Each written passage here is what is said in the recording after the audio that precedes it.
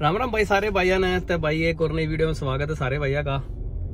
भाई एक खबर तुमने देखी होगी कनाडा के बारे में। अब भाई कनाडा शायद बड़ी जल्दी स्टूडेंट वीजा ने बैन कर दे। भाई कनाडा में जो रहने लग रहे हैं उनका क्या हाल होगा। यो वजह किस वजह तो ये भाई क्योंकि जो आपका हाई कमीशन है जो कनाडा में है और जो इंडिया में हाई कमीशन है, मतलब जो एम्बेसडर थे अपने इंडिया के और कनाडा के, वे वापस भेज दिए। कनाडा में तो इंडिया वापस भेज दिए भाई, इंडिया में तो कनाडा वापस भेज दिए। और तो मतलब उसकी वजह तो यो इफेक्ट होगा। अब भाई स्टूडेंट्स ने वापस भेजेंगे और भाई जिनके वीजा आ रहे हैं उन ना आने दे। यो भाई ये हाल फिलहाल सिर्फ रूमर हैं। कई सारे भाई इसे भी पाओगे तुमने बहुत घने बुद्धिजीवी नहीं है, वे बुद्धिजीवी हैं जो इन बातों ने प्रूव कर देंगे। हाँ भाई वापस भेजेंगे स्टूडेंटा ने, यो करेंगे वो करेंगे। भाई किस्सों की बात सुनकर न या बात पे विश्वास मत करियो। अब भाई भेज दिए वापस, बालका ने भेजेंगे उल्टे। भाई नू कोई किसी ने नहीं भेजा।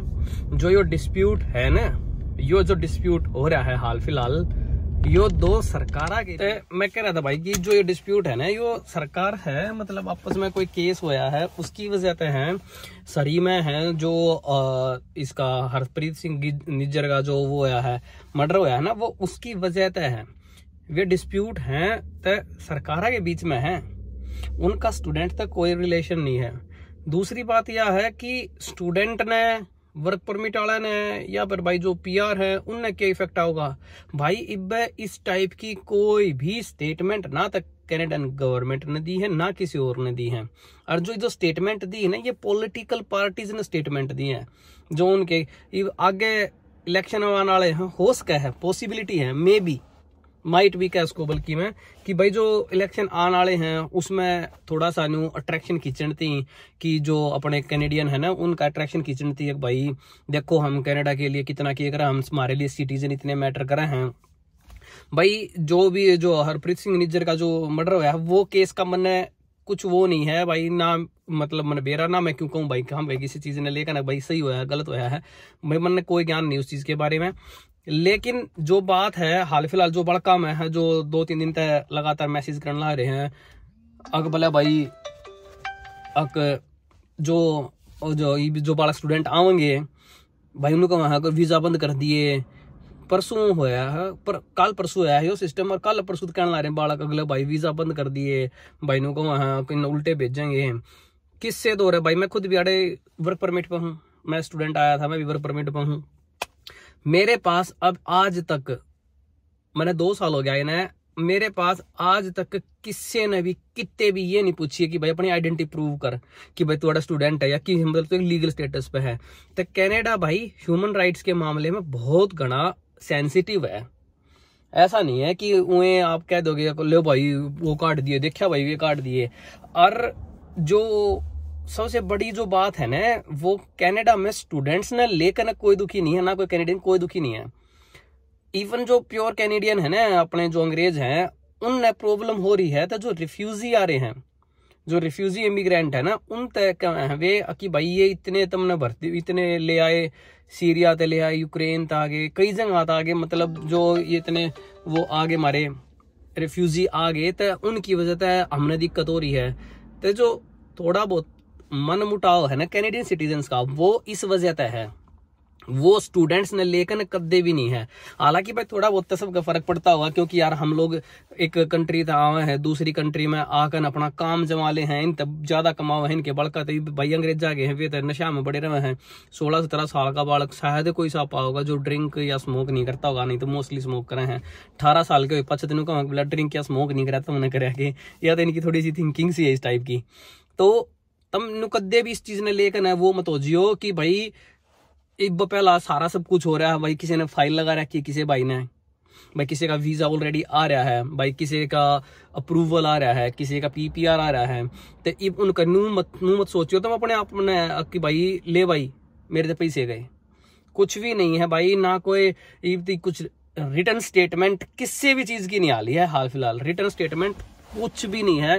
और जब तक रिटर्न स्टेटमेंट नहीं आ ले, जब तक तुम खुद अपनी आंखा तक कैनेडियन गवर्नमेंट का ठप्पा लग गया और उस लेटर हेड पर नहीं पढ़ लो, जब तक भाई बिलीव भी मत करियो इन बातों पे।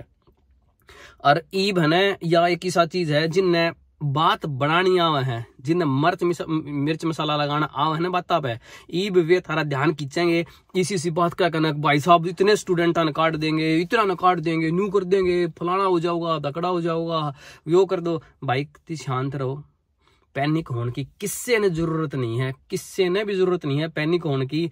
और जो भी यो चल रहा है ना, डिस्प्यूट चल रहा है, यो कोई कंफर्मेशन को ना डिस्प्यूट है कि भाई तुमने मारा वो कर दिया घर तक का, तुमने मामा बड़े करके हम थारे ने काट देंगे।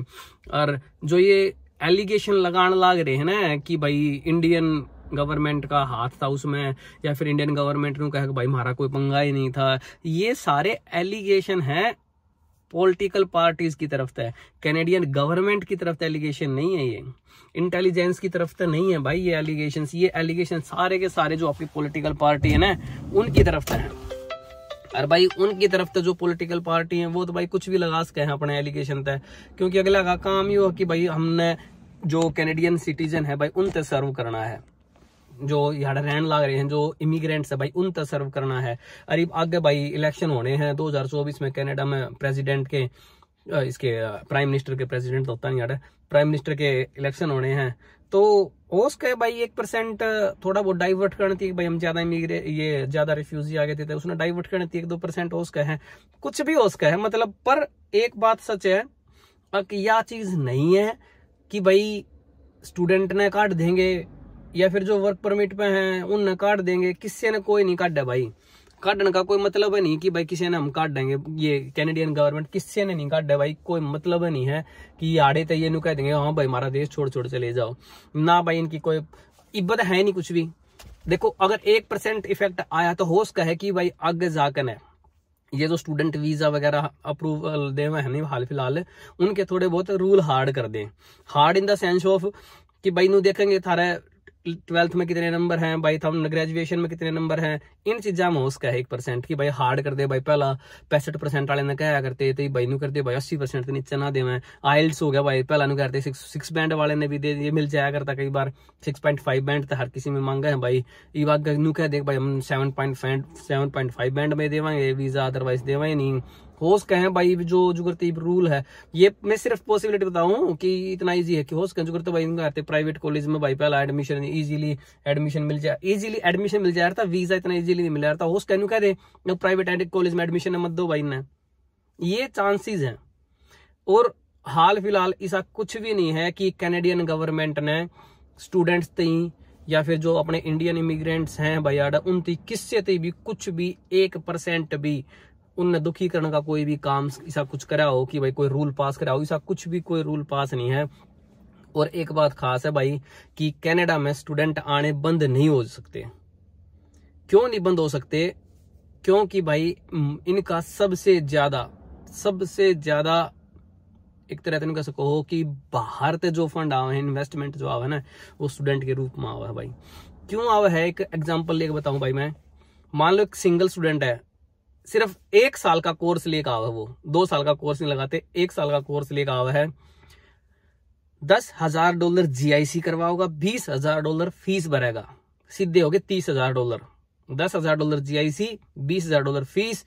जब कनाडा में आवेगा तो कम से कम $2,000 साथ में लेकर आओगा, $32,000 आड़े रहेगा, जड़ रहोगा घर किसी घर में रहेगा तो उस तर रेंट भी पे करेगा, आड़े कमाई करेगा उसका टैक्स भी पे करेगा।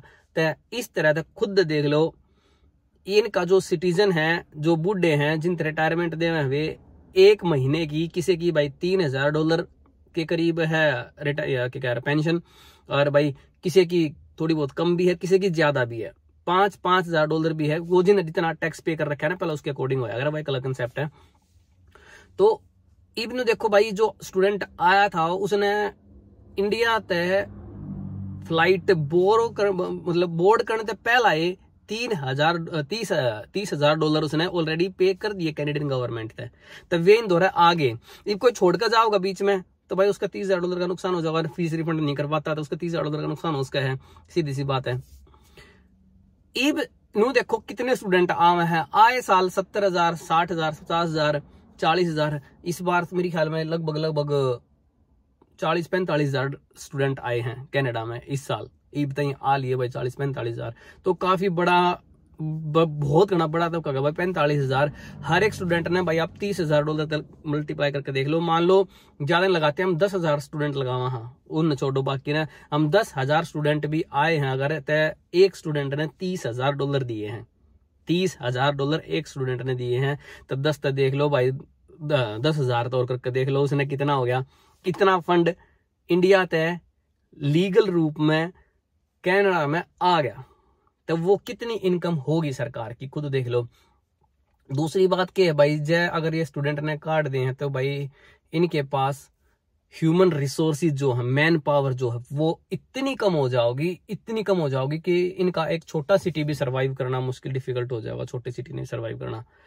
तो यह चीज है कि हाल फिलहाल जो भी कॉन्फ्लिक्ट चल रहा है, जो मतभेद चल रहे हैं ना, उसके बेस पे यह चीज मत मानियो। अब भाई स्टूडेंट्स का वीजा बैन कर दिया, जो उड़े रहने लग रहे हैं उन वापिस खंदाओगे, किससे का कुछ भी सा नहीं है।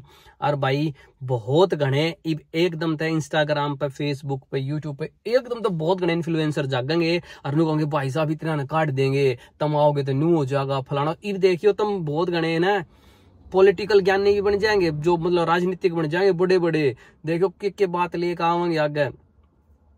हालांकि केस कुछ और है, ये मर्डर केस है, सिटीजन का मर्डर केस है, कैनेडियन सिटीजन का मर्डर केस है, उसकी वजह तय उनने लग गया। लाइट भी क्यों बात है मेरी, ये हो गया लाइट का।